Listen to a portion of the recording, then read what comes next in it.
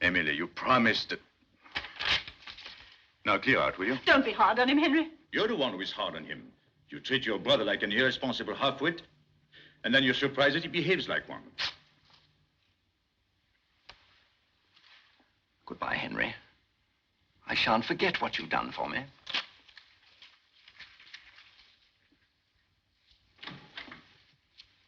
Oh, you're so unkind to him, and the poor boy's in such difficulties. Entirely through his own fault. I sometimes think he's the only person in the world who still cares for me. He was saying such sweet things to me before you came in. Here's the check. Henry. Oh, how can you? I'm sorry, my dear. No. Is this for the chemist? You never say anything nice to me. Because you don't feel it. You hate me, really. Ah, Emily, please. No, you don't even hate me. That'd be too much trouble. You're just bored and disgusted because I'm ill. Because of this. Must we go through all this again? You can't bear to be near me. That's why you won't come to Matlock with me. But, my dear, I've told you, I'm too busy. Too busy? You're no more busy than Robert is. And Robert's just offered to take me in his car. But you can't go by car. It's much too tiring. It isn't a question of being tired. It's a question of being with someone who cares for you. You mean who cares for your money? Well, I don't care if he does. At least he doesn't wish I were dead, which is what you do. Emily, please. But it's sure you can't deny it. You do wish I were dead. Oh, I certainly shall if you go on much longer like this. Oh, I'm sorry. No, come in and listen. He's just said it in so many words. He wishes I were dead. Where are you going?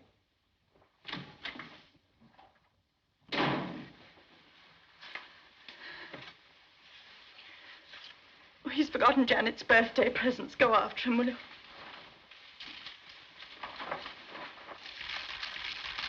Proust.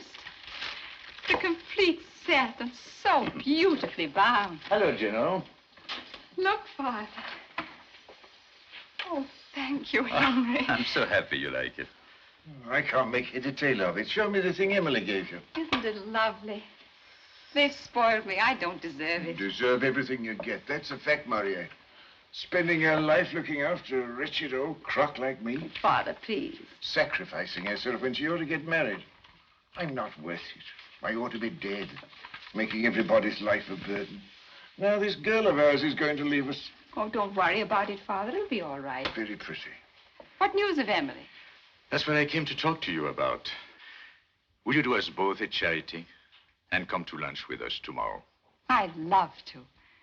But why is it a charity? Blessed are the peacemakers, and we are in need of a peacemaker. Oh.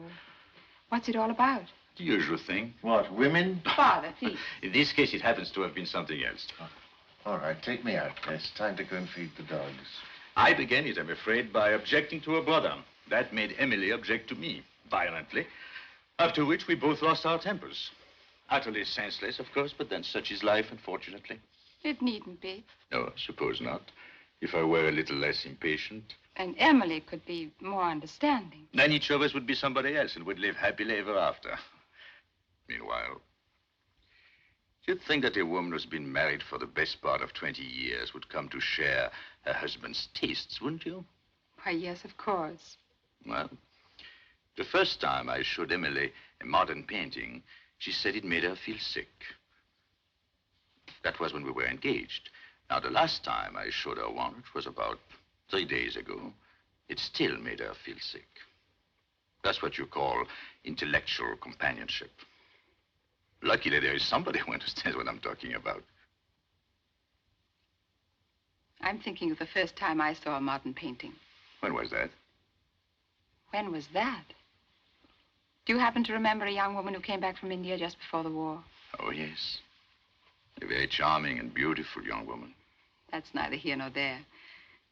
The point is that she was an ignorant little fool, and you were very kind to her. You opened a door, and there were all the things she'd only heard about. Painting, poetry, music. It was like a revelation, like a conversion. Dear Janet, I wish Emily could have a conversion, but I'm afraid it's not very likely. Well, I'll expect you tomorrow. Then. You're not going already. Duty. Duty. Stern daughter of the voice of God. I have to drive to Windsor and get Emily's latest prescription made up. That's typical of you, Henry. You always joke about duty, but you go on doing it. Do I? Well, I must confess I hadn't noticed it. I must say goodbye. Where's your car? At the gate. I'll come with you. No, no, no. You'll do no such thing. I wouldn't dream of it.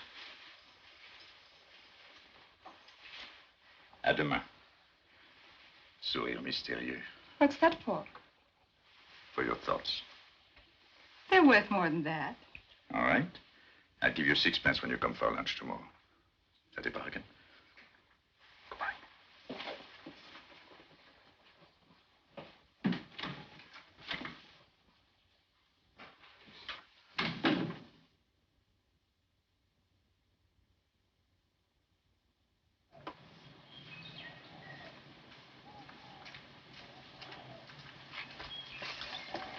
We'll go to the chemist's first, Captain. Yes, sir.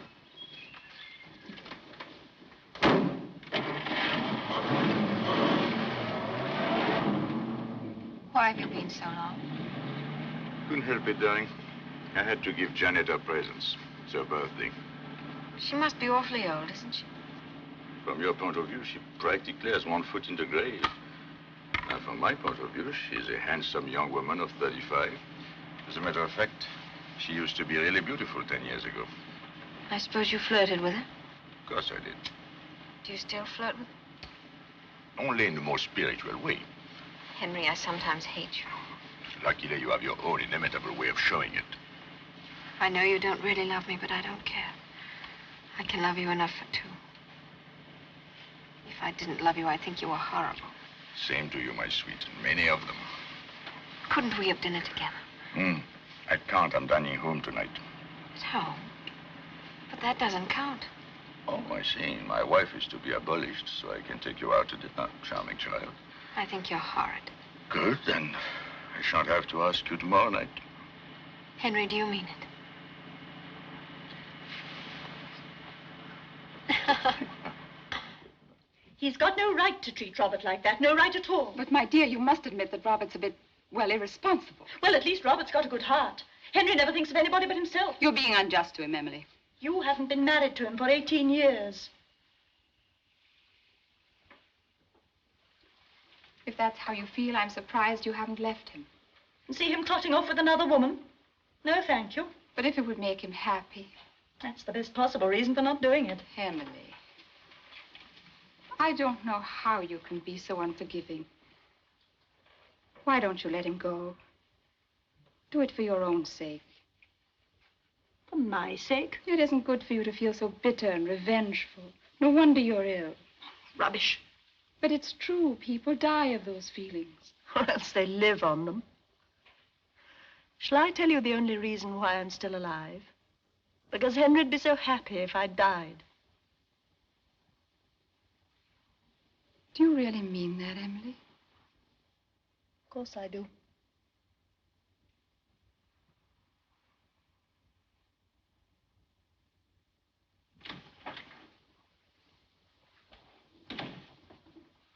You're early, aren't you? It's my afternoon out. And by the way, you don't mind if I'm a little bit late getting back this evening, do you? My sister's giving a party. Peas. I'm so bored with peas. Oh, well, I'll see if Cook has something else instead. Wait, nurse. Emily, you're having lunch with us. No, I won't see him. Nonsense. He'll say he's sorry and you'll forgive and forget, and then we'll have a nice little party to celebrate. Oh, all right. Send Maisie in to help me to dress. And I'll go and tell Henry.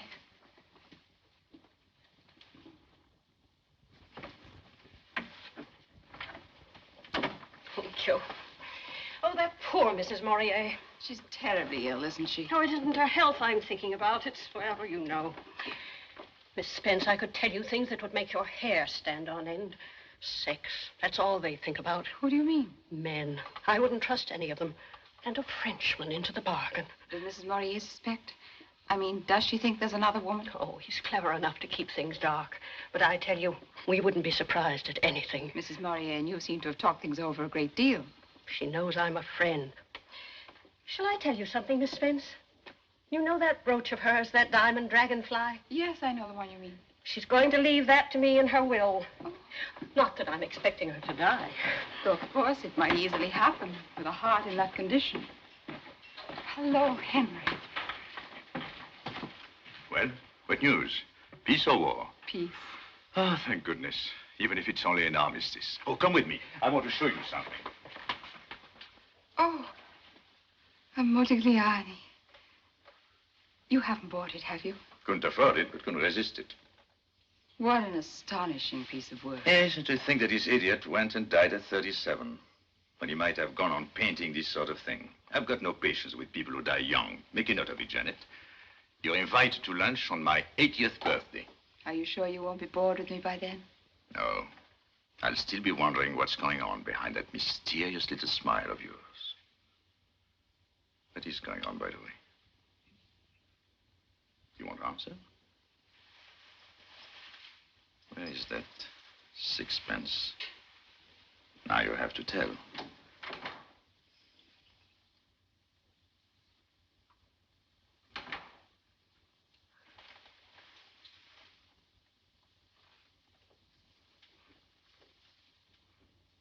My dear, I wouldn't eat those red currants if I were you.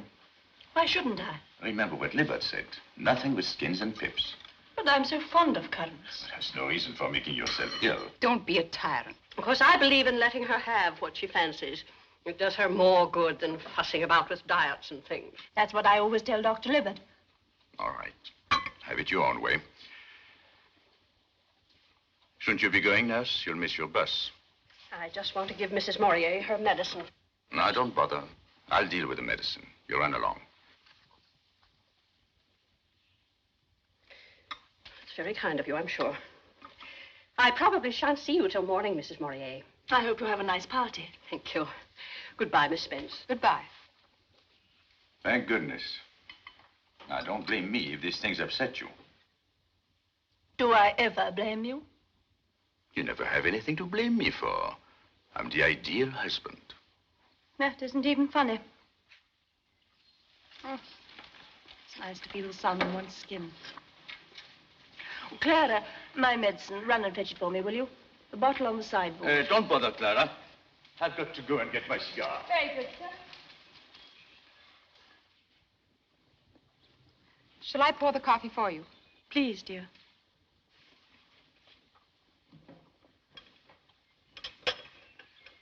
You take sugar, don't you? Rather a lot, please. Libert always gives me the most evil-tasting concoctions. 3 lumps. That ought to take the taste away. And here's 1 in the saucer. Coffee for you, Henry? And no sugar. Thanks. Here you are, my dear. Thank you.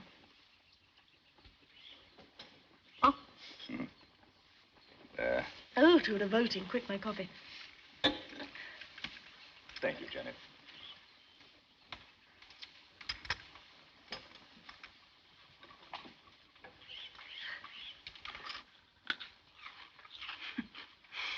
You know, I used to get punished for this when I was a child.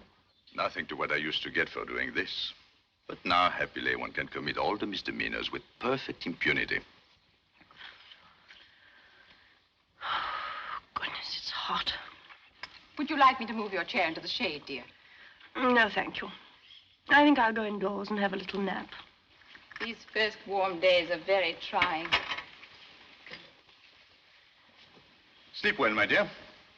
Oh, by the way, I shan't be in for dinner tonight. Where are you going? Old Mr. Johnson wants to discuss the new aviation company he's interested in. You know how I hate to be alone in the house. My last evening at home, what's more. Oh, I'm sorry, my dear. I didn't think that you would feel sentimental about it. Will you be very late? No, of course not. Not later than 10:30. On the dot. Well, good evening, Mr. Lester. Good evening. Has anybody been asking for me? I'll inquire at the desk, sir. Good. Bring me a dry martini while they're about it. Very good, sir.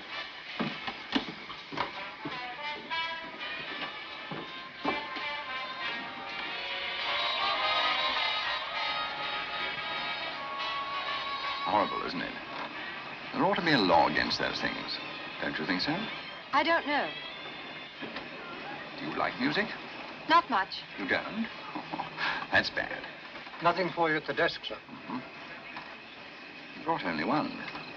You can easily fetch a second. No, thank you. Thanks.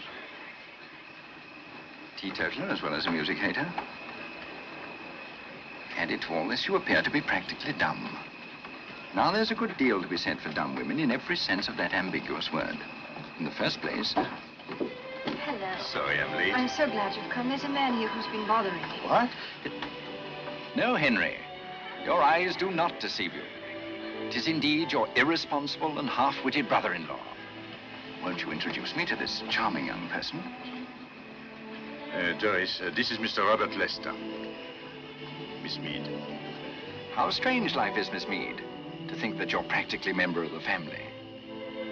I must tell Emily about this new addition to the domestic circle. She'll be delighted. Excuse me, Doris.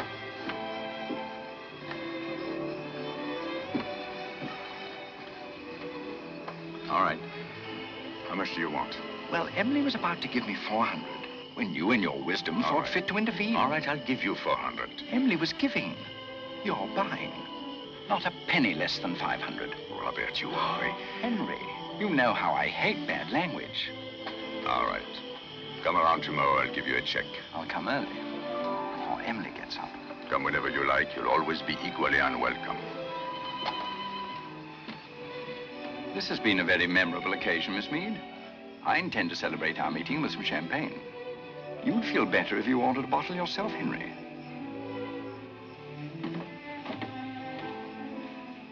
Is he really your brother-in-law, Henry? Yes, I don't want to do anything that's wrong.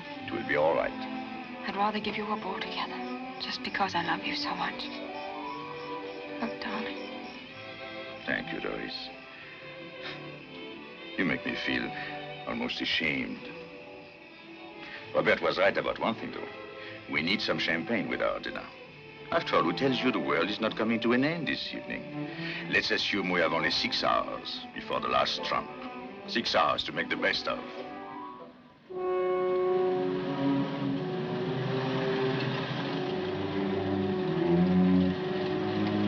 Good night, McNabb.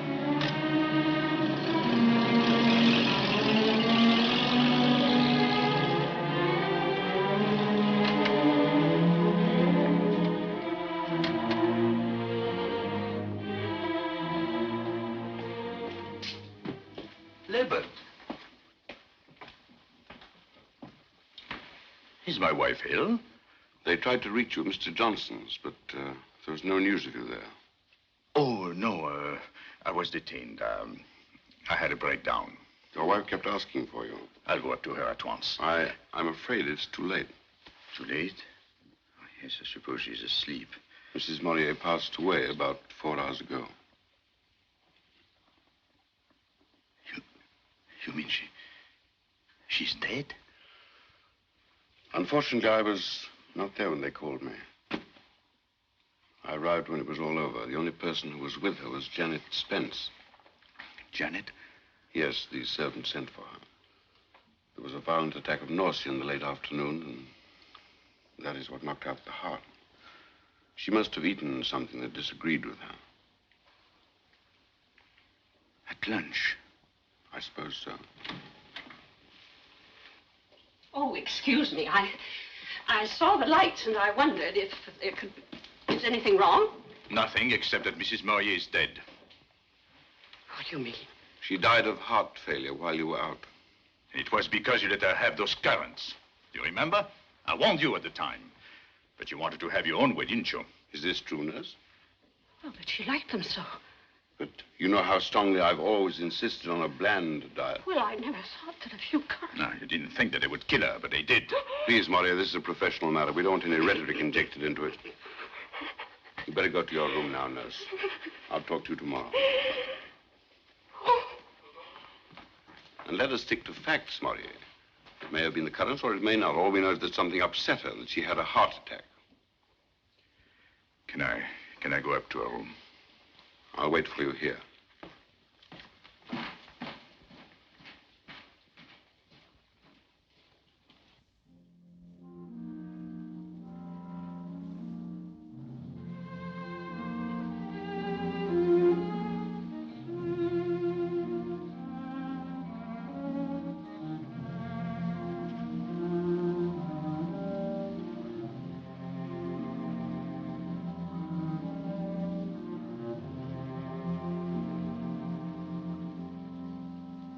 I've been nursing for 20 years.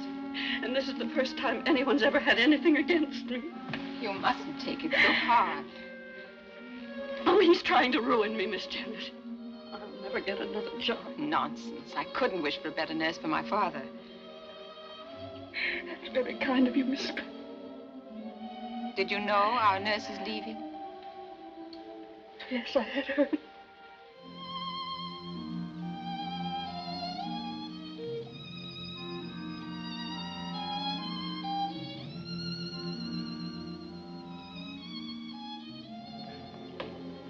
I admit she's a good nurse. I'm the first to admit it. But Nurse Braddock had no business to go against my instructions. I think I can tell you the reason. She wanted to spite Henry. To spite him? What for? She didn't like him, that's all. Just because he belongs to the male sex, I suppose.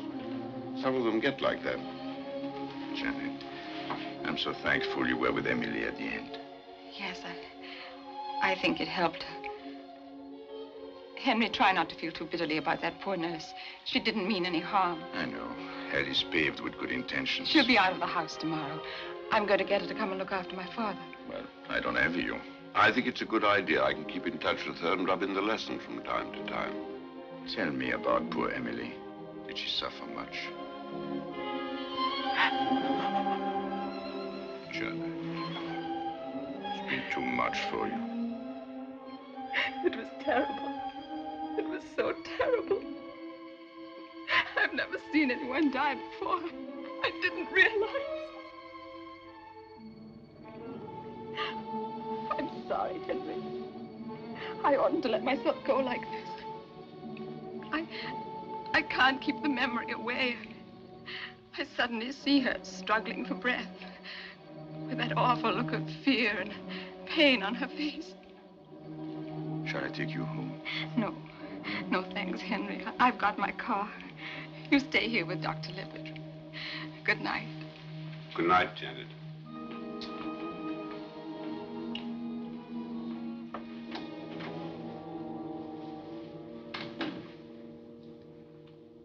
There's nothing to say, of course. Just platitudes that don't mean anything. One talks in one universe, one dies and suffers in another. I found that out when Margaret died. You two were very close, weren't you? We were married nearly 30 years. 30 years. And yet, it isn't the time that counts. It's what you feel, what you are. Remember Emily as she was then? Margaret used to say she looked like the princess in a fairy tale. Shall I tell you where I was this evening? It seems sufficiently obvious. Suppose you think I'm pretty contemptible, don't you? I never thought of that. But I feel extremely sorry for you sometimes. Being born with a lot of money. It's no joke. Heaven knows it's dreary work having to earn a living, but at least it gives a certain purpose and direction to one's life. Whereas a rich man, a man without a job or a family to support, he can afford to live discontinuously, if you see what I mean. Without any purpose but his own tastes and appetites. In other words, he can afford not to be a real human being. Do you think I'm capable of changing? At this moment, yes. But it's easy to be heroic at times of crisis. What's difficult is to behave even moderately well at ordinary times. The question is, how much will you want to change a month from now? Am I as weak as all that? I simply don't know. Wouldn't surprise me if you were. Wouldn't surprise me if you weren't. At 56, I've stopped being surprised at anything. Well, I must go to bed. I've got a heavy day tomorrow.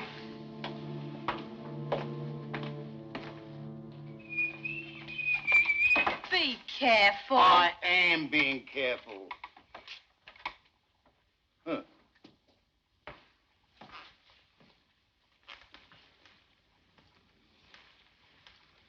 It's a speaking likeness.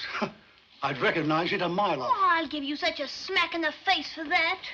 Good afternoon, miss. What is going on? Where's Mr. Murray? Didn't you know, miss? He's gone. He's gone to Cornwall.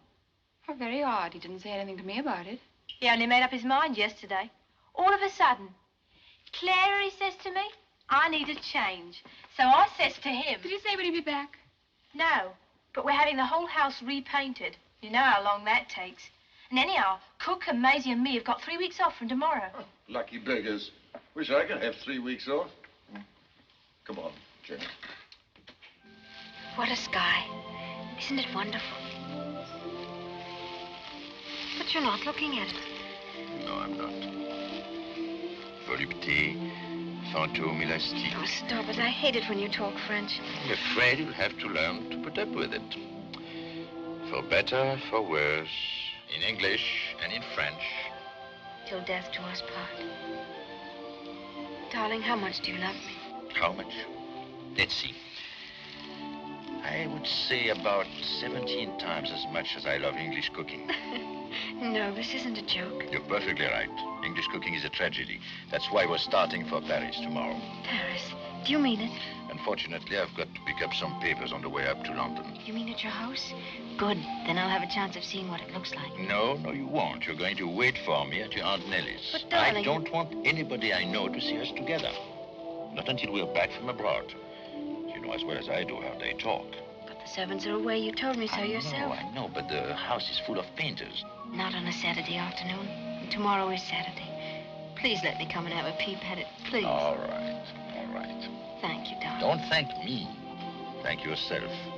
Ce que femme veut, Dieu le veut. Woman's will, heaven's will. You know, I can't help feeling rather nervous.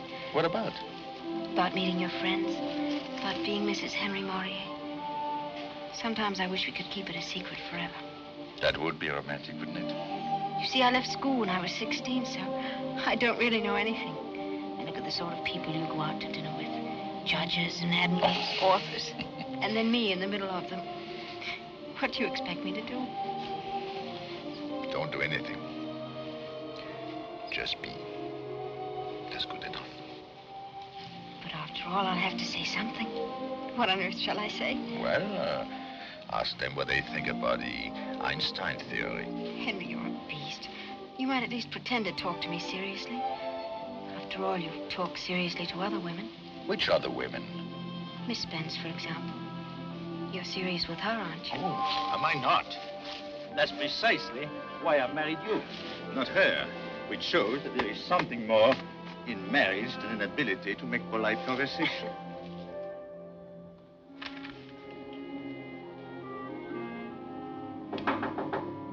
Oh, Janet.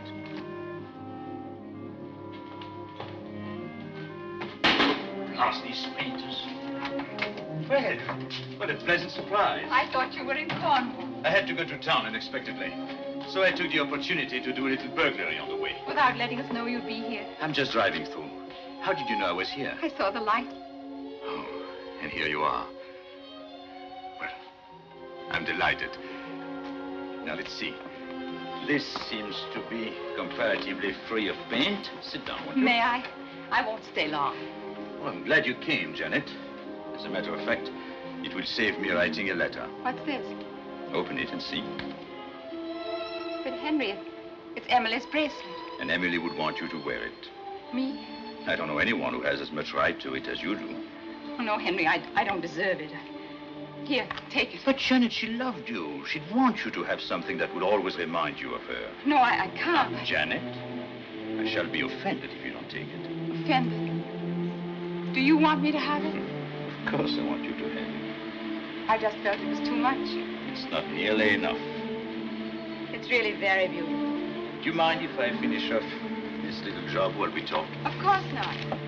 How did you like Cornwall? Oh, beautiful.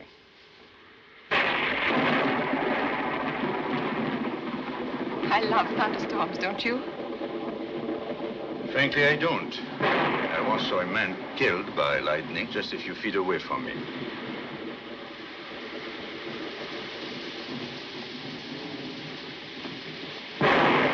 Goodness, this is like the overture from William Tell.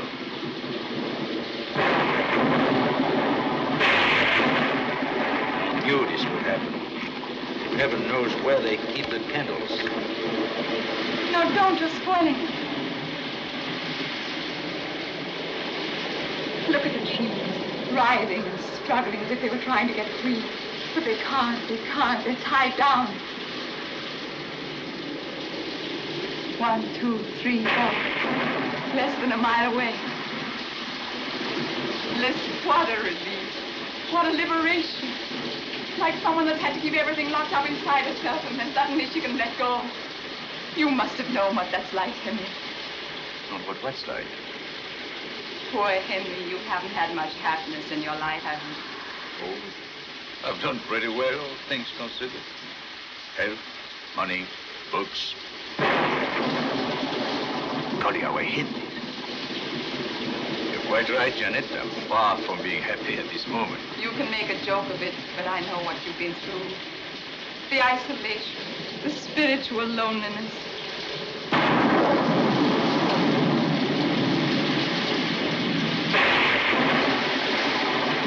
Right overhead. It's wonderful. It's like passion. Now, Janet. You've been reading too many novels. Passion. You know what I mean. Loving so much or hating so much that at last it breaks out in spite of yourself. Like lightning, like a thunderbolt, like the wind and the rain. Then woe to the man who comes out without his umbrella. You know, that always makes me think of Benjamin Franklin. Sending his ridiculous little kite into the middle of an electrical convulsion. Heaven knows why he wasn't killed. He certainly asked for it. Henry, we're free now. We needn't pretend any longer. I don't quite understand. I tried to hide it. But you must always have known, just as I've always known about you. About me? Of course. I knew what you felt. And I knew you'd never admit it out of a sense of honor and duty. I respected you for that, even though I suffered from it. We don't have to think of anyone but ourselves now. Janet, really, you don't understand. We can't. We mustn't. Forgive me, Henry. Please forgive me. My dear, don't let us say anything more about it. Your nerves are on edge. It's the thunder. I ought to have known how you feel about it. It's still too recent, too painful. Poor Emily. Emily? That face. I thought I'd put it out of my mind. So frightened. So horribly frightened. And I talked about us. No wonder it upset you. Can you forgive me? Listen, Janet, I think I ought to tell you. While I was away in Cornwall... What happened while you were in Cornwall?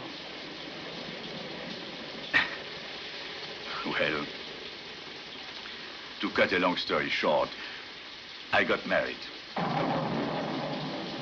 You got married? Yes. It's someone you don't know. As a matter of fact, I've only known her for a few months. But I'm sure you'll like her when you meet her. Of course, she is rather young. Only about 18, as a matter of fact. Quite a baby. 18? Yes. It's absurd. So, you see, she has plenty of time to learn. What are you laughing at? Oh, nothing in particular. Janet, we're still friends, aren't we? Of course we are. Better than ever. Nothing like a good joke to bring people together. A joke? You didn't think I was serious, did you? No. Oh, of course not. Well, I must be getting home. I'll take you in the car.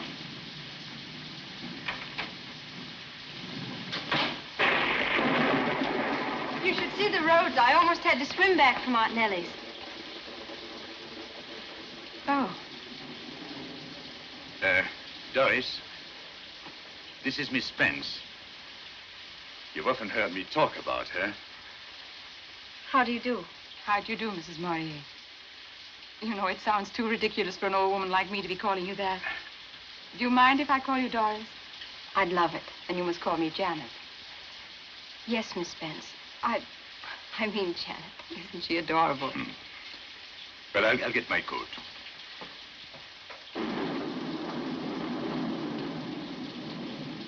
Tell me, Doris, are you very, very happy? Yes, I think so. You only think so? No, I don't mean that. I'm sorry. Let's talk about something else if it upsets you. But I am happy, really and truly. It's just that, well, I'm not very clever. And Henry seems to know everything, you know, about art and things. Art and things? Oh, you sweet child. Well, here we are. I shan't be long, dear. Henry, please let me go with you. No, you stay here and change your shoes. But I don't want to. What's the matter? Afraid of the dark? No, afraid of something else. Can't you feel it, Henry? You must be very insensitive. Feel what? She's still here, isn't she, Doris? All right, come on. Let's go to the car. Well. Married, eh? Sensible fellow. High time this girl got married, too. You give her a talking to, Maria. Father. I'll do my best. Well, where is she? Take off that ridiculous hat. That's better. It's your mother when we were first engaged, the living image of her. Turn around. Yes, definitely so. Do you remember the picture of her in the riding habit? That's the thing she was wearing when I saw her first. Don't you ever ride anything but a habit, my dear. Women aren't the right shape for breeches. Whereas in a riding habit, well, men could still have illusions. What's life without illusions? Nasty, solitary, brutish, and short. Women's legs are shorter even than life. Let's see you without that hideous mackintosh.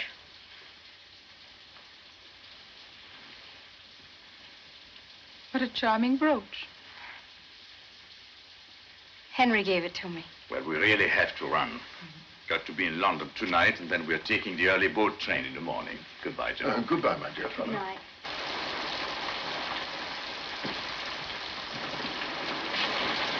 Good night, honey. Good night. Good night. Good night.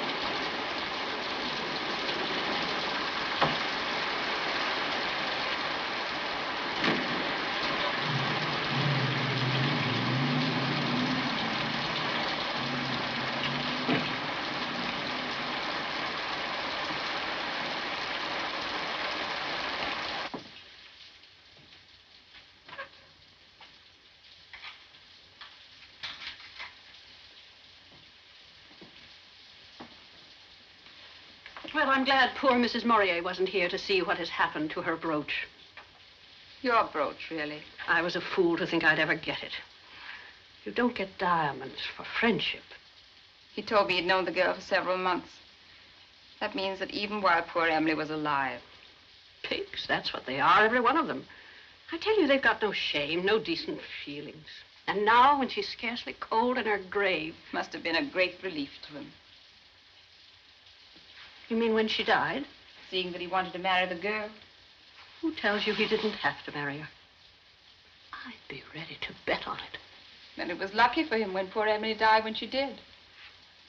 Just at the right time. Just at the right time. Miss Spence, you don't suppose...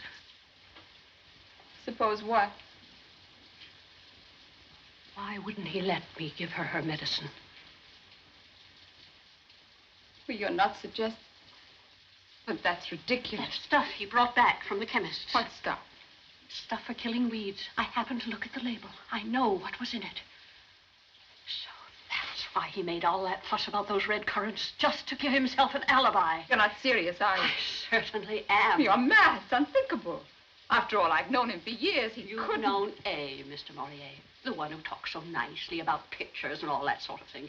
But you've never known the one who can't keep his hands off girls. He'd do anything, I tell you, anything. Listen, why did it happen on the day I was out? What difference did that make? What difference? I've seen these cases. I'd have recognized the symptoms immediately. So what does he do? Chooses a day when he knows I won't be back until late.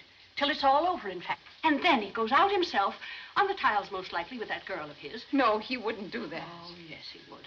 And when he comes home, he turns on me and says I killed her with those red currants. Currants, indeed. After all, Dr. Libber thought it might have been the currants. Yes, and why? Because the other one keeps harping on it.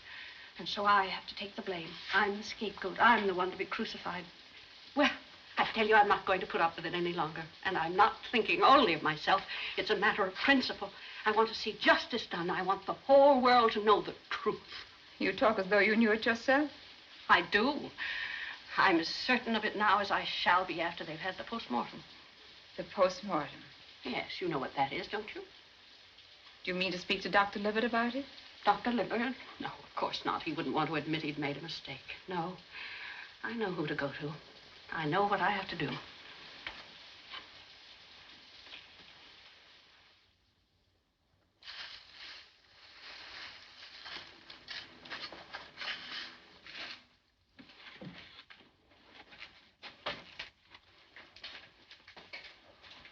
It's horrible, digging up somebody after they're dead. Just because there's some spiteful gossip. That beastly nurse of yours, I can't understand why you keep her. Now, dear, don't be unreasonable. You know quite well I wanted to send her away, but Henry wouldn't hear of it. Nor would Dr. Libbert. Sending her away would have meant we took her seriously, and that's the last impression we want to give. We were having such a wonderful time in Paris. Then to be called back for this nonsense. And the painter's still in the house. The horrible smell everywhere. Darling, how dreadfully unkind of me. I quite forgot to ask you how you've been. Is everything going as it should? Well, I still feel sick in the morning, if that's what you mean. And Libbert is pleased with you, is he? He seems to be. It must be a strange, wonderful feeling. You mean to be going to have a baby? If you ask my opinion, I think it's awful. Well, it'll be all right when the baby's actually there, but right now, I tell you, I'd rather have the measles again. At least it doesn't last so long. Will you nurse the baby yourself? I don't know. I hadn't thought about it. I would if I had one. I wouldn't feel it were really mine if I didn't. When do you expect Henry? He ought to be back pretty soon. How was he when he went off this morning? Rather worried, I suppose. No, he was too angry to be worried. Makes him furious the way they're treating him. Then you do not agree with Dr. Libard's diagnosis as to the cause of death? Yes and no. I am of the opinion that Dr. Libard was perfectly correct in stating that death was due to heart failure. Where I differ from him is in regard to the cause. And what was the cause, in your opinion, Dr. Dawson? Arsenic, sir. But that's impossible. No interruptions, please. You'll be given an opportunity of speaking later on, Mr. Murrier. Please go on, Dr. Dawson. The organs were removed and examined. Both Ranch's and Marsh's tests were used. And the presence of poison in considerable quantities was clearly established. Were the quantities sufficient to constitute a fatal dose? Unquestionably. Do you know Mr. Mourier by sight? Yes, sir. Do you think you could give him this note? It's rather important. All right, sir. I'll manage somehow. Thank you. Oh, much obliged, sir. It was one of your duties, was it not, to bring Mrs. Murrier's medicine to her after meals? It was. Did you bring it to her after lunch on the day that she died? No, I did not. I'll wait till she's finished, sir. Then when the next one's called, I'll slip in and give it to him. Take the testament in your right hand. Will you repeat the oath? I swear by Almighty God that the evidence I shall give the court shall be the truth, the whole truth, and nothing but the truth. So help me God. So I took the coffee things out into the garden and put them down on the table. And what then? Mrs. Mourier says to me, "My medicine, Clara, run in and fetch it." And did you go? No, sir. Why not? Because Mr. Mourier says, "Don't bother, Clara. I've got to go in and get a cigar anyway." Thank you. You may step down. Adjourn until 2:30. The court will adjourn until 2:30 tomorrow afternoon.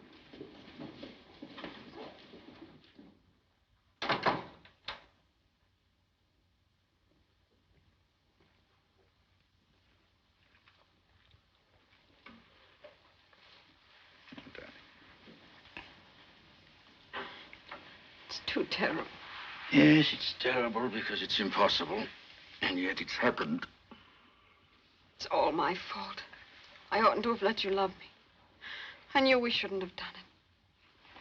But I cared for you so much. Darling, if they do anything to you, I shall kill myself. Don't talk nonsense.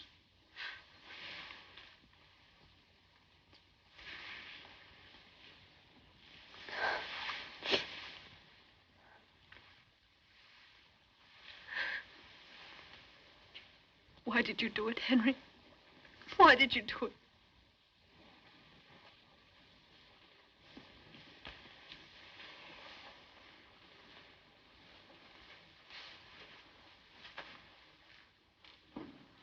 You all seem to take it for granted that I murdered my wife.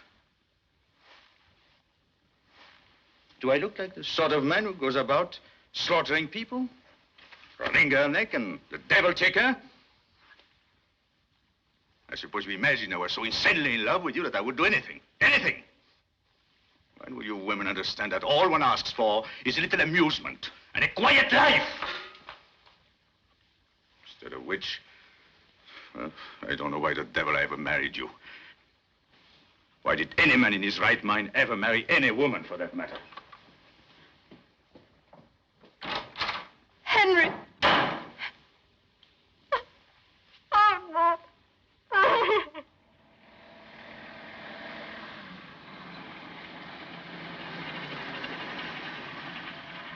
Morier! Libet! I've just been sent for to your house. What for? Your maid told me over the phone that your wife had taken poison. Taken poison? Fortunately, it was nothing more than an overdose of sleeping tablets. I've told them what emergency measures to take, so I'm hoping it won't be too serious. Get it.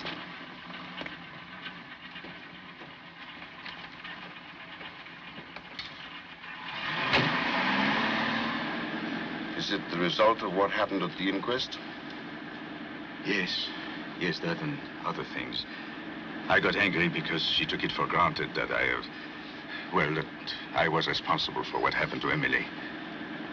I said a lot of things I shouldn't have said. I see. Libet, do you think I did it? No, I don't. Then how did it happen? One of them tries to kill herself. Perhaps the other succeeded. But why? Why? Ask yourself, Morier. If you were a woman, would you have been very happy as Mrs. Henry Morier?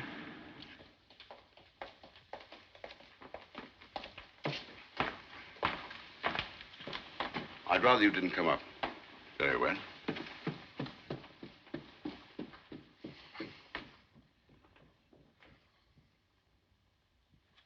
Well, that's that, young woman. 2 days in bed and you can do what you want. No more of this sort of thing, remember? What's to prevent me? Nothing except your own common sense and common decency. He doesn't love me. I don't want to go on living. Well, who cares what you want? Who's interested in your beastly little emotions? Why not think of somebody else for a change? I think of Henry all the time. No, you don't. You think of yourself in relation to Henry, which is a very different proposition. Thank you, Macy. You may go. And remember, if you wake up in the night with cramps in your intestines, don't blame Henry. It's your own fault entirely. There. You're quite right, Dr. Livett. It was wrong. I promise I won't do it again. Good girl. No, I'm not good. That's why all this is happening. Tell me, how can I help you? Well, in the first place, you must believe in him. Through thick and thin, in spite of everything. That's the first thing. Then whatever happens, you must be strong and calm. No tears, no harrowing scenes. They're just an indulgence, that's all. Some women cry as easily as a pig grunts. And they enjoy it very nearly as much. So don't do it. Don't do it. And finally, remember you're going to have a baby. That's probably the best thing that ever happened to Henry. So for goodness sake, don't let's make a mess of it. See who's here?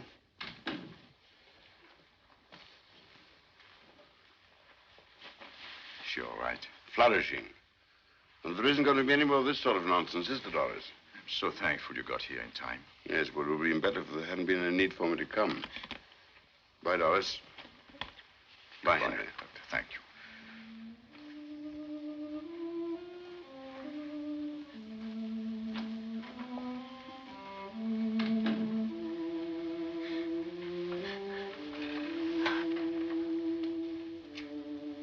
Can you forgive me, Doris? Darling, I'm the one who needs to be forgiven. It was all selfishness, really. I see it now. I was trying to spite you, trying to get my own vet. I began it, I'm afraid. I ought to have known better. At 18? think I tried to kill myself. And everything's so beautiful, so mysterious. Even that fly on the ceiling. Even that silly old doll you tore to bits. And this. How wonderful it is simply being able to move from one place to another. It's empty here. It's empty there. Just think if there were no emptiness. If everything was so jam full that you couldn't move, like in a coffin. That's death. That's hell. Oh, darling, I was forgetting. Before you came back, I rang up the Imperial Airways. There's a plane leaving Croydon in the morning. This is Friday. There's the whole weekend in front of us. We could be in Africa before they found out, or in Turkey, or... Henry. You still believe I did it? But I don't. Then why did you suggest I should run away? Oh, I've been a fool again. I made you angry. It's only because I love you so much. Because I was so terribly anxious in case you couldn't make them understand. Shall I tell you something? I said a very stupid thing this afternoon. I said I didn't know why I ever married you. Well, perhaps I didn't know it then. But now I do know. I know very well. Why?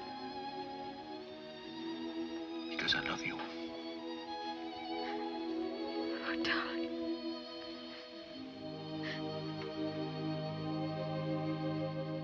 When the medicine was brought from the house, who poured it out? Nobody did. It was brought out in a wine glass. In a what? In a wine glass. Oh, I see. Mr. Murrier poured it out in the house. Yes. Could you see him pour it out? Not from where I was sitting.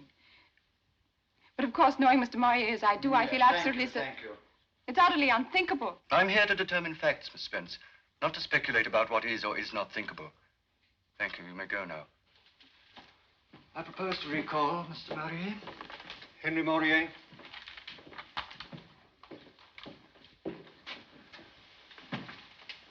And we now come to a rather painful subject.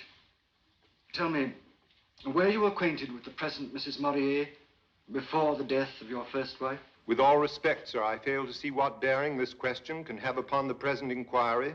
You will please allow me to conduct the proceedings in my court in my own way. Will you please answer the question, Mr. Murrier? I had been acquainted with her for about 4 months, I think. Mrs. Murrier's maid has testified that after lunch, you offered to go and fetch your wife's medicine. Is that the case? Yes. Did you bring it back, the medicine, in the bottle? No, I poured out 2 tablespoonfuls into a wine glass. And I swear to God I added nothing. Please, please. I'm sorry, but I must protest. You will kindly confine yourself to answering my questions, Mr. Murrier. Was anyone with you in the room when you poured out the medicine? No. Clerk, you have the ledger there. Will you please show it to this witness? On the 4th line from the top, do you recognize your signature? I do. Messrs. Fillmore's records show that on the day before Mrs. Murrier died, you purchased a tin of weed killer. Is that the case? Yes. Are you aware that the weed killer in question is a powerful poison? Yes. Shortly before purchasing the weed killer, did you have a quarrel with the late Mrs. Murrier? Yes, I suppose you could call it that. Thank you, that's all.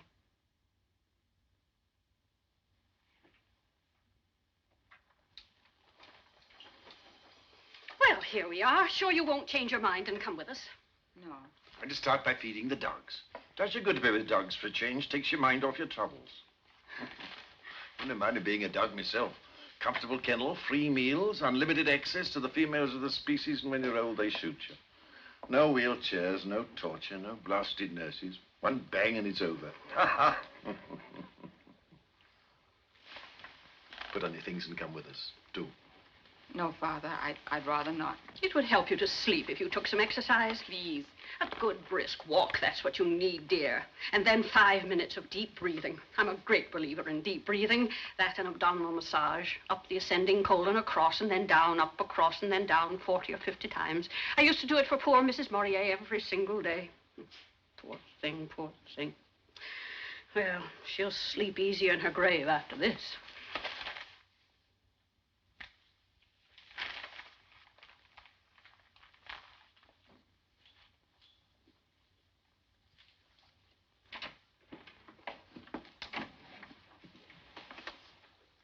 Hurry up.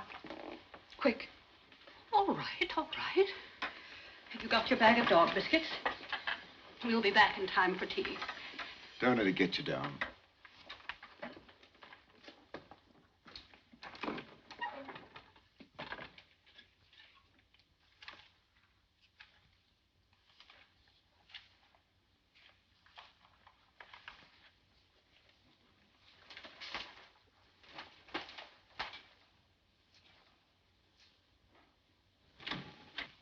Dr. Libbard, miss. Show him in.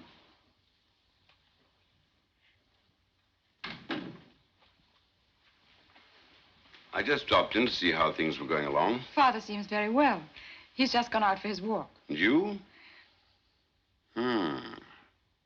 Not much of a credit to your physician, I'm afraid. If I don't sleep tonight, I shall go mad. You've still got some of that stuff I gave you, haven't you? It doesn't seem to work anymore. Dr. Libbard, you don't know what it's like.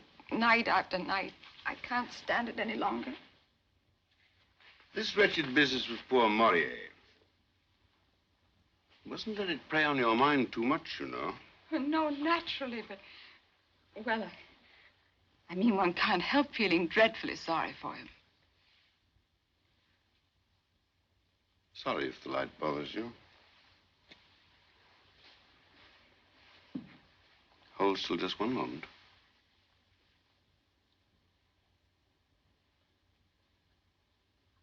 Mm-hmm.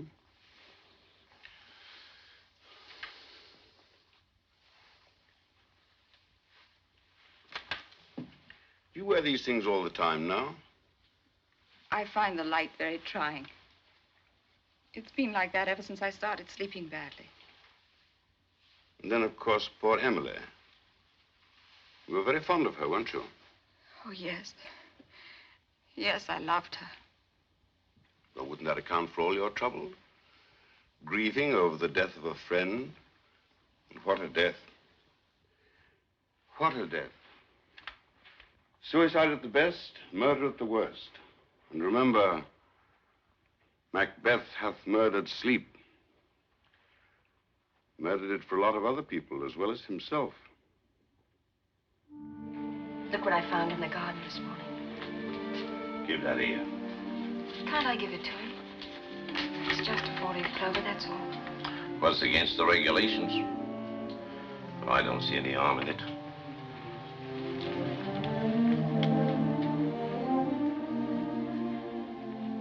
You think it's awfully silly, don't you? Silly to love someone. It's the only thing that makes any sense. How does Libbard think you're getting on? All right.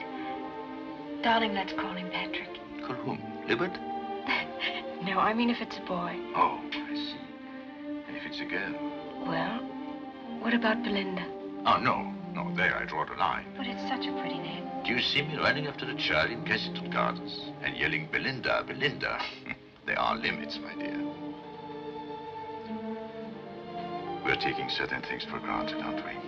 Darling, you mustn't say such things. After all, you haven't done anything wrong, so what can they do to you? Besides, you've got your 4-leaf clover now, and we won't call her Belinda, I promise. But don't imagine that'll prevent you from making an ass of yourself. Any man looks an idiot when he's trying to keep a tiny child in order. I shall roar with laughter, and you'll be furious. But then a moment later, you'll be laughing, too. It'll be so wonderful, Henry. Will it? Of course it will. Sorry, ma'am. Time's up. Goodbye, darling. Goodbye.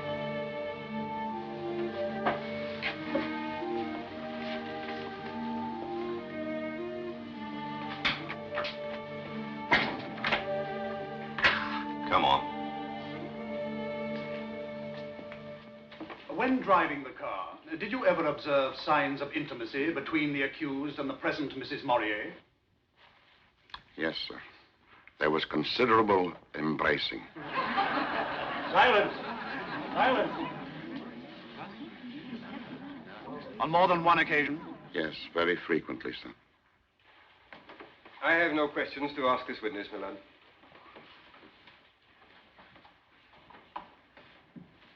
Caroline Braddock. Caroline Braddock.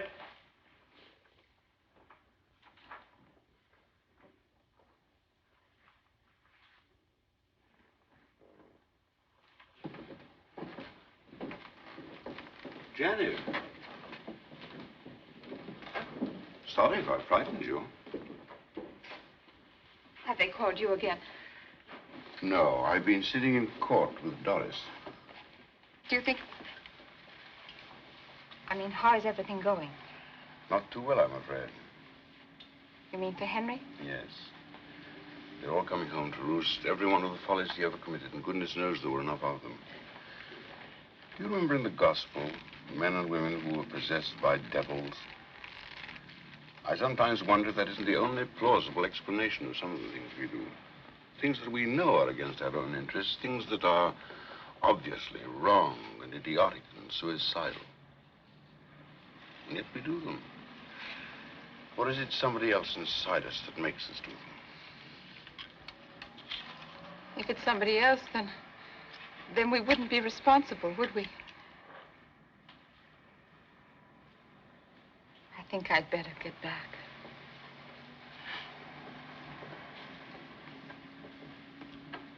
Did the accused and the late Mrs. Morier ever quarrel? All the time. When did they have their last quarrel? On the day before Mrs. Morier's death. Was it violent? To judge from what I heard of it, it must have been. What did you hear? I heard Mr. Morier say he wished she was dead.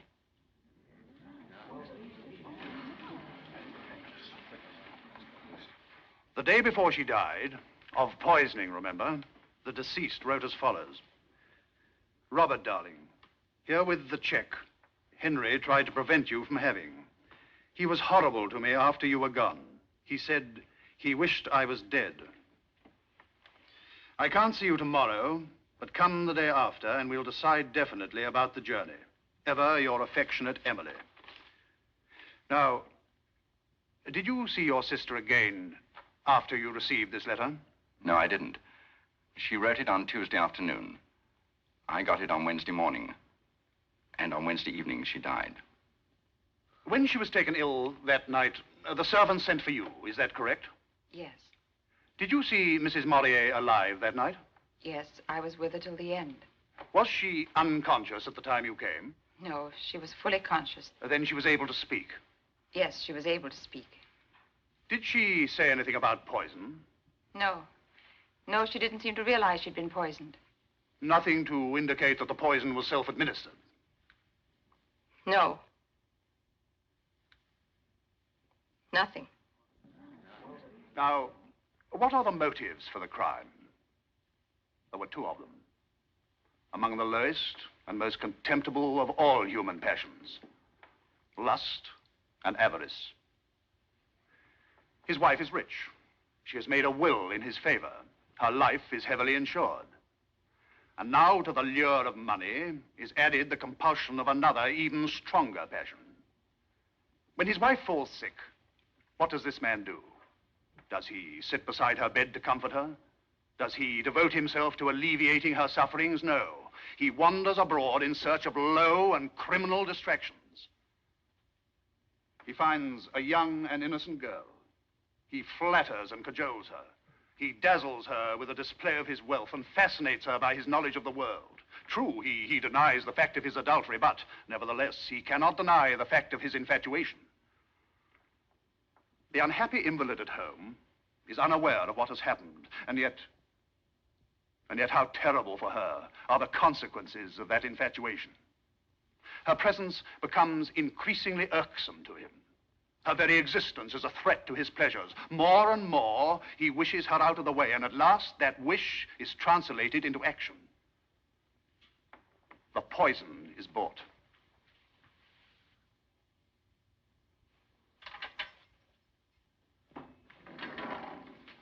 Here, you've been transferred to Wandsworth. Wandsworth? But that's where... But you can't.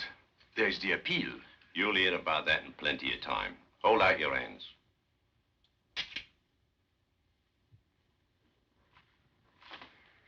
Poor devil. Vengeance is mine, saith the Lord. I never was so glad of anything in my life. But I have some wonderful news for you, Miss Janet.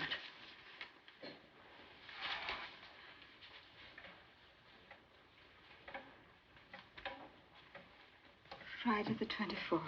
Aren't you pleased? You'd better go, Nurse Braddock. Oh, very well, but I thought you'd be pleased. After all, when a criminal gets his deserts. That's enough.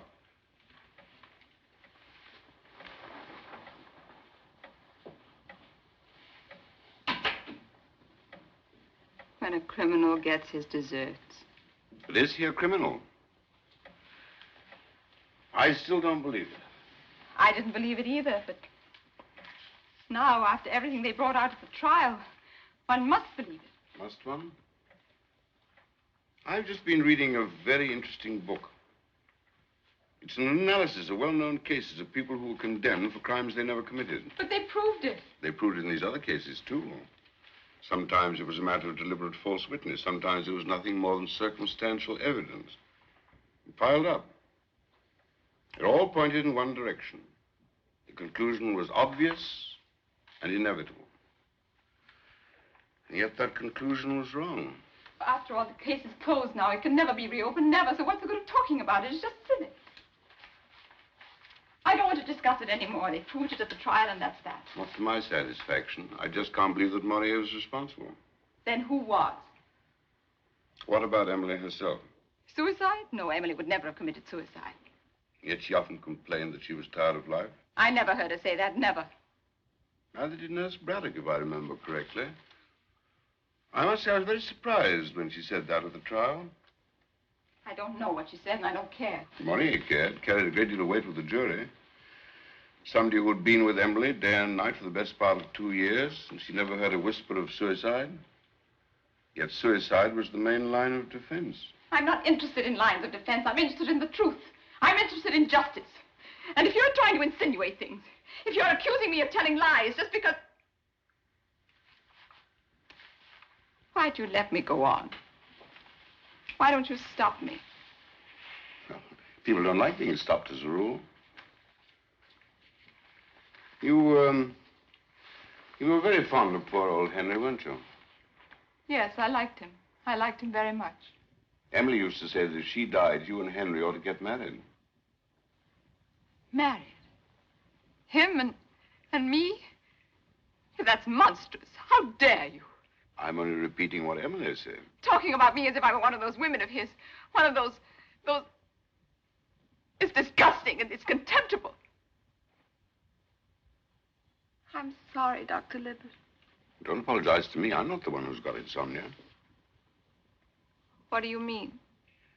Getting all worked up about Henry's taste in women. It doesn't help you to sleep, you know. You don't imagine I spend my time thinking about that, do you? Well, you were thinking about it just now quite loudly. Do you ever think about poor Emily? Of course I do. After all, she was my best friend. And when you do sleep, do you ever dream about her? Those are the dreams that make me wake up. I suppose you dream of her as she was when she was dying. Yes. And sometimes I see her sitting out there in the garden. Just as she was drinking that coffee.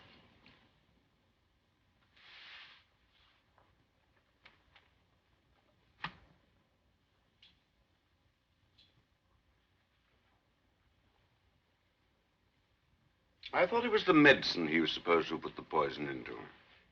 Yes, of course, the medicine. I meant the medicine. I don't know why I said coffee. Henry didn't give her the coffee, did he? I really don't know. Somebody must have. Anyhow, it's of no importance, is it, seeing that everything's been proved? Quiet. Quiet. Oh, I wish it were all over. All over. You seem to think this business is like something in the movies or in a novel.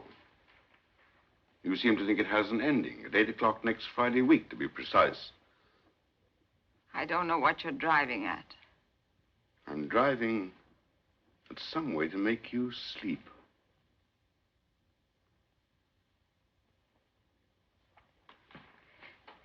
Well, this has been a very interesting talk, Dr. Libby. But whether it's going to cure my insomnia, that's another question. Personally, I put more faith in sleeping tablets.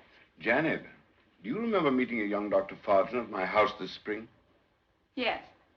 I've known him ever since he was a boy. He's a very nice fellow, kind, sensible, conscientious. And he's turned out to be a first-class psychiatrist. No, thanks. I don't want to go to a psychiatrist. You want to get well, don't you? I'm not ill. Not that way. I know you. You're going to tell them I'm mad, and then they'll lock me up and torture me until I say things. It's a plot. Everyone's plotting against me. Nobody's plotting anything. That's a lie. You said it yourself. You want me to go to a doctor for mad people. Farton won't do any harm. He'll just ask you a few questions and find out what's on your mind. I've told you again and again. I haven't anything on my mind. It's just that I can't sleep. But he'll help you with that. He'll put you to sleep if you let him. Do you mean he'll hypnotize me? Well, what's so alarming about that? Send me to sleep and then make me say a lot of things I don't want to say? And I shan't even know I've said them? No. No, I won't.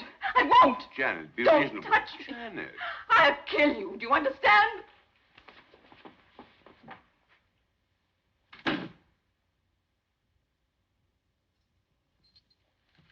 Miss Spence to see you, Maurier.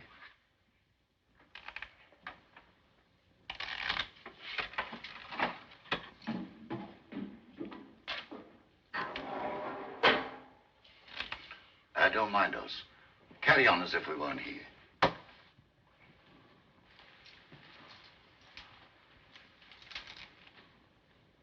It's difficult to believe that you are quite real. Nothing is quite real anymore. That clock. When one thinks about time, draining away like blood from a wound, and you can't stop it. It just goes on quietly flowing until there isn't anymore. And then you're dead. Was it 3:30? Yes, that was 3:30. 4 and 12 makes 16 and 24. 40 hours. A little more than 40 hours. It's like being at the edge of a huge black pit and something is pushing you from behind. Perhaps it would be more bearable if it made some kind of sense. If at least one could believe that there is such thing as justice. There is. Janet, I didn't do it. I swear by all that is sacred. Sacred? What is sacred? Do you remember that night? That night when there was a thunderstorm. We talked about Benjamin Franklin, you know, sending up his little kite to attract the lightning. A sort of scientific, practical joke. Well, sometimes the joke comes off. Sometimes the lightning comes down the string and then, well, people get killed. Get killed? And whose fault is it they get killed? The fault of the lightning? Or the fault of the little man who thought it would be such fun to play tricks with it? I don't understand what you mean.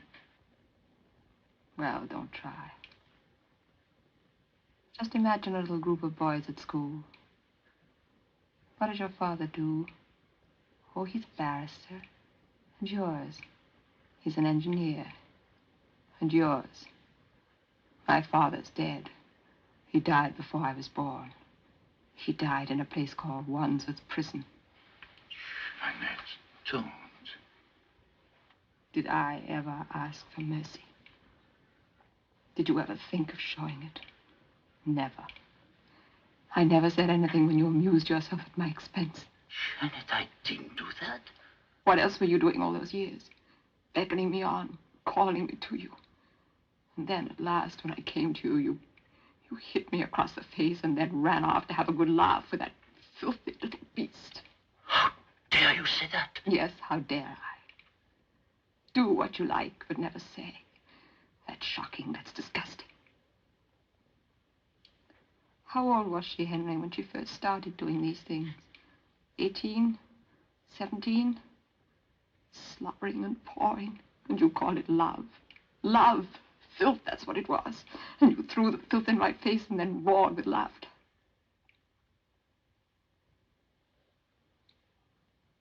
Why don't you go on laughing, Henry? Laugh.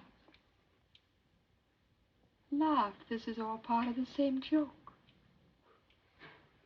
Don't you understand? Janet, you don't mean... 40 hours more. That's all. And you asked me to lunch on your 80th birthday. Why don't you laugh?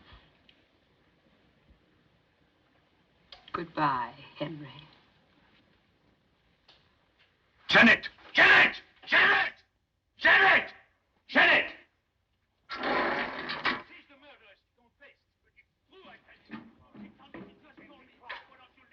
She was the one. She did it. Keep quiet. So she told me. She confessed. Janet! Janet! Janet! But she's the murderer. She told me. But it's true. I swear. She's letting me go. Yeah, that's better now. Sit down. Tell her to come back. Make her say it again in front of witnesses. Keep quiet. Let me go. Let me go. Sit down. Let me...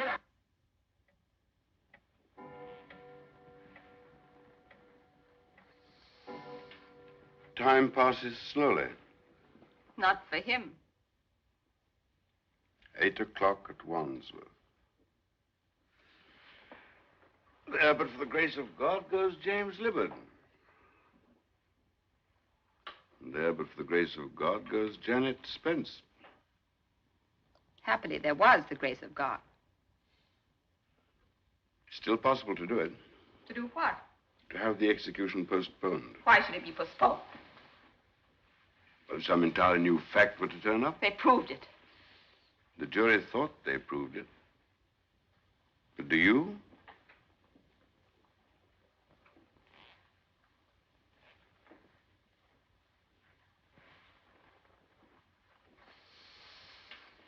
Of course, you know the basic reason why poor Emily was so dreadfully unhappy. What was that? Because she wouldn't accept the facts as she found them. She was an invalid. She'd lost her looks. She wanted to be treated as though she were young and pretty. What has that got to do with me? That is for you to answer. I'm only pointing out that it's possible to come to terms even with the most terrible facts. Old age, sickness, death. Yes, even with one's own wickedness and folly. Those are just words, that's all. Just words. But they can always be translated into actions. Listen, Janet. I can quite understand you're not wanting to go to sleep until you feel that you're safe. But did you ever stop to analyze the word? Safe from what? Safe in which respect? One can shut the door against one danger and be wide open to another. Look at yourself. You want to be safe from death. But at what price? At the price of feeling guilty. At the price of being driven mad by the sense of guilt. And what then? In your madness, won't you try to do away with yourself? But then again, that's death. You run away from death. And what do you run into? Death. Madness and death. But if you don't run away, if you face the facts, if you accept your destiny,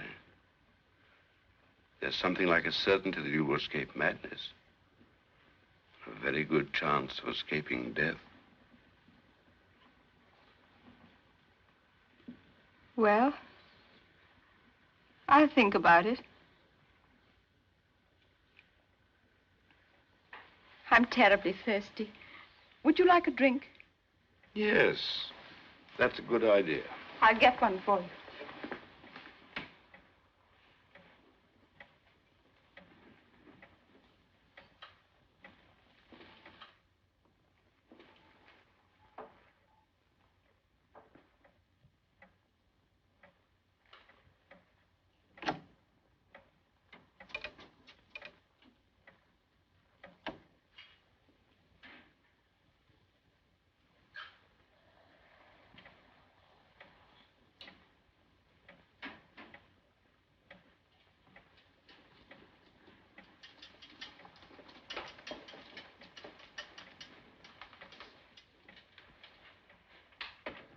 Kali, isn't it?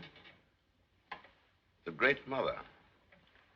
And precisely because she's a mother, she's also the goddess of destruction. If you give life, you also give death. Inevitably. I must say they had a pretty realistic view of the world, these old Hindus. Oh, I beg your pardon. I'm really most awfully sorry. I don't think it'll harm the carpet, do you? Just a little fizzy water and a spot of alcohol. Do I get another? let me do it for you. No, let me.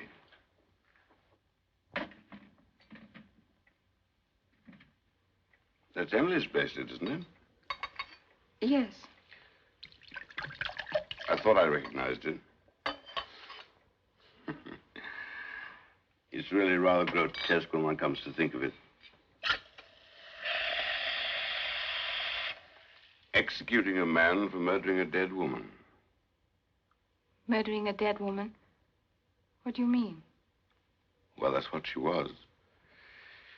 2 months, 3 months, 4 months at the outside. That's all she had in front of her. You mean if she hadn't been poisoned, she would have been dead in 2 or 3 months? That's it.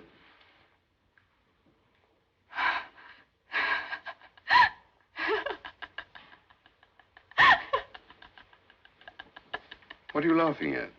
I don't know. Nothing.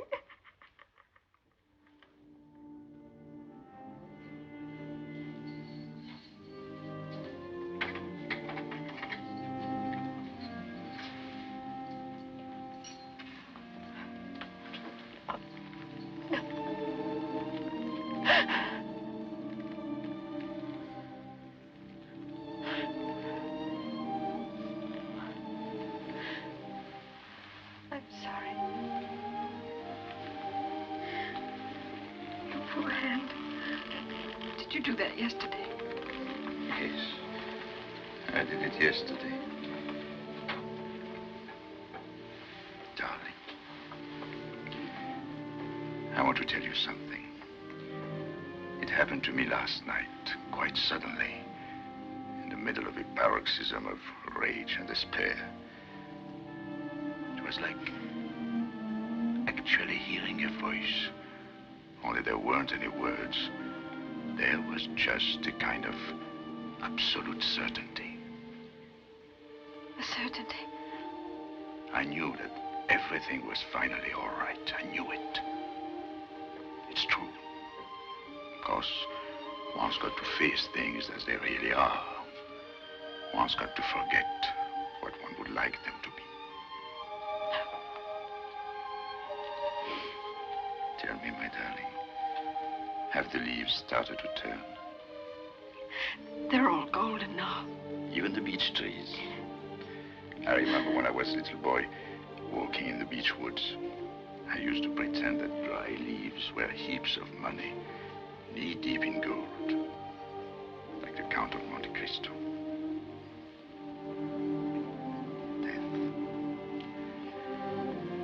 Death. You know, if you accept it, it's all right. refuse to accept it, then you go mad. But I can't accept it. I can't. Shall I tell you what was hardest? Accepting the fact that I shouldn't ever see you again. I wish I were dead. I wish I'd never been born. There's nothing to do with one's wishes. After all, we did not ask to be born, but we've got to put up with life. Even if we don't like it, even if we can't understand it. And mind you, we can never understand it while we are actually living it. Life has to be lived forward, but it can only be understood backwards. So, there it is. That's what I suddenly understood. And meanwhile, what was I doing? The exact opposite of what had to be done. Knocking my hands to pieces, driving myself mad, raving against the injustice of the thing. But it is unjust. From the outside, yes, from other people's point of view. But you know, if you accept the injustice that's been done to you, if you say to yourself, well, this is what has happened, and I put up with it, I actually will it. Well, if you can do this, then in some strange, mysterious way, the nightmare makes a kind of sense. I know it's difficult to explain, but it's true. Oh, before I forget, I want you to promise me something. Don't see too much of Janet. Don't let her have anything to do with the baby. But darling, she's always been so sweet to me. I know she has. But all the same, will you promise? I promise. I could tell you all the reasons, but it would take too long. Besides, what's the point? Let the dead bury their dead. Why bother about the past? I'm glad you didn't come to see me yesterday. Why? Yesterday, I should almost have hated you. Hated me? Yes, hated you for being free, for having all your life in front of you, whereas I was here in a few hours. You love me, don't you? And I love you, Doris. And love casts out fear. Of course, it also works the other way around. Fear casts out love. Yesterday, there was nothing but fear. But today...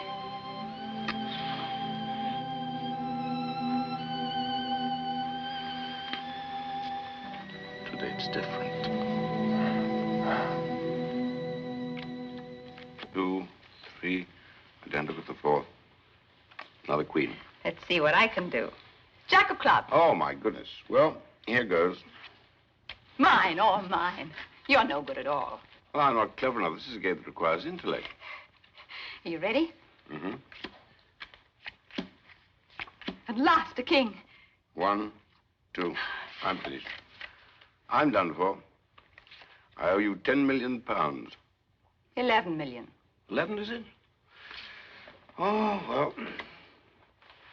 Well, anyway, here's 6 on account.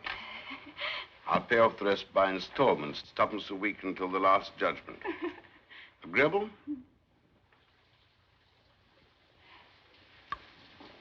It's raining. I like rain.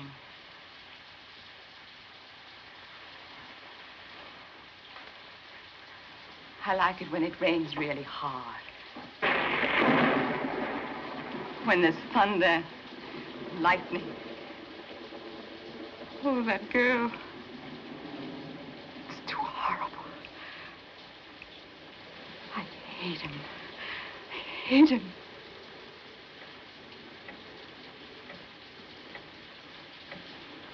Do you know what the time is? Only 2 minutes. 2 minutes. That's all. Then you will be safe.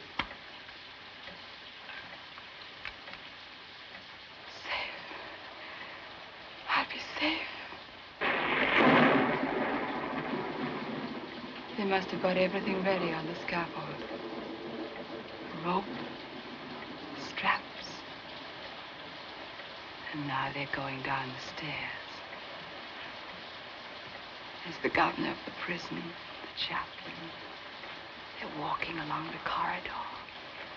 It isn't far, just a few steps.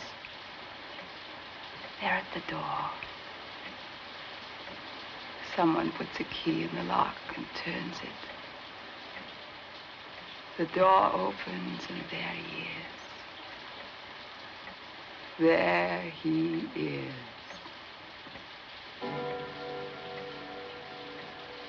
Just because she was 18. Because of a mouth, because of a skin. Oh, God, God, God, God!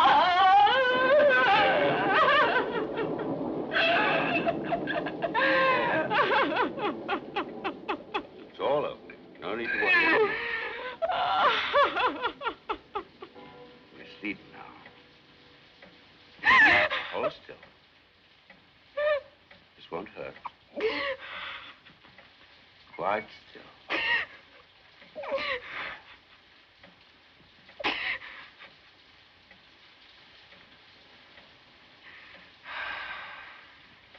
Let yourself go. Feeling comfortable? Yes.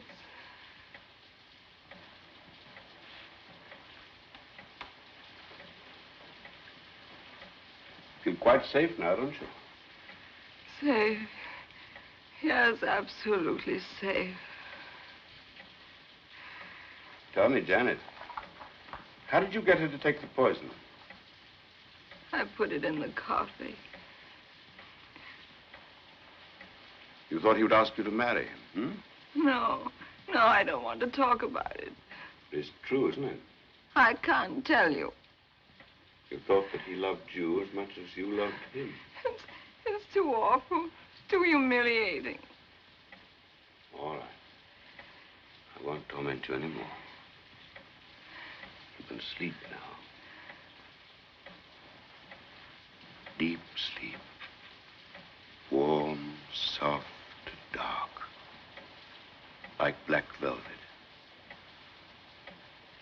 Think of black velvet and black fur. No light coming in.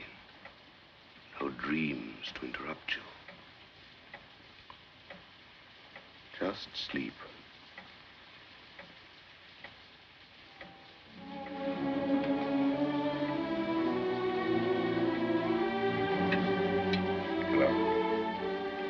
Give me toll, please. The Battersea 6160.